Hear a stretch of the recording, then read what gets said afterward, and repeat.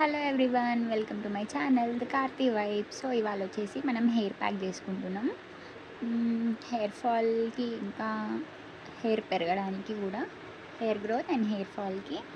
So first వచ్చేసి మనం flax seeds తీసుకోవాలి. ఫ్లాక్స్ సీడ్స్ ఇంకా రైస్, ఇవి రెండింటిని బాయిల్ చేసుకోవాలి ఒక 20-30 మినిట్స్ వరకు. అండ్ ముందు రోజు నైట్ మెంతుల్ని తీసుకొని సోక్ చేసుకోవాలి వాటర్లో. మెంతుల పేస్ట్ ఇంకా రైస్ అండ్ ఫ్లాక్సీడ్ జెల్ని ఎక్స్ట్రాక్ట్ చేసుకోవాలి. అవి రెండు కలిపేసుకొని నేను కలుపుకున్నట్టు హెయిర్కి అప్లై చేసుకోవాలి. ఫ్లాక్సీడ్ వల్ల జుట్టు ఊయదు అండ్ స్మూత్గా అవుతుంది. మెంతుల వల్ల జుట్టు పెరుగుతుంది.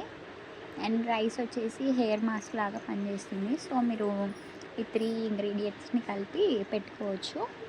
నేను ఎలా అయితే అప్లై చేస్తున్నానో అలా అప్లై చేసుకోండి. హెయిర్ మొత్తం అప్లై చేసుకోండి, పార్ట్స్గా డివైడ్ చేసి.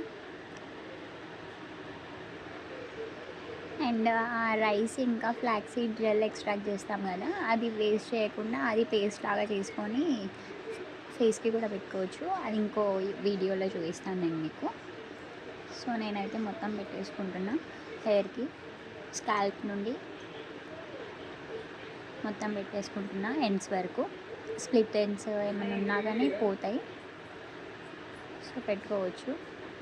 మొత్తం పెట్టేసుకొని ఇంకా ఒక బన్లా చేసేసుకొని హెయిర్కి క్లిప్ పెట్టేసుకోండి. ఒక హాఫ్ అన్ అవర్ తర్వాత హెడ్ బాత్ చేయండి. ఇఫ్ పాసిబుల్ షాంపూ స్కిప్ చేయండి. లేదు మేము బయటికి వెళ్తున్నాము అని అంటే షాంపూ కంపల్సరీ పెట్టుకోండి. ఎందుకంటే మెంతులు పెట్టుకుంటున్నాం కదా మనం, ఆ మెంతులంతా హెయిర్కే ఉండిపోతుంది షాంపూ యూజ్ చేయకపోతే.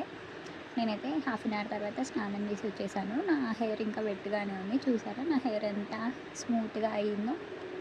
మీకు ఫ్రిజీ హెయిర్ ఉన్నా ఇది చాలా పనిచేస్తుంది. రఫ్ హెయిర్, ఫ్రిజీ హెయిర్ ఉన్నా కానీ. నచ్చితే వీడియో లైక్ చేయండి. Thank you for watching. Bye.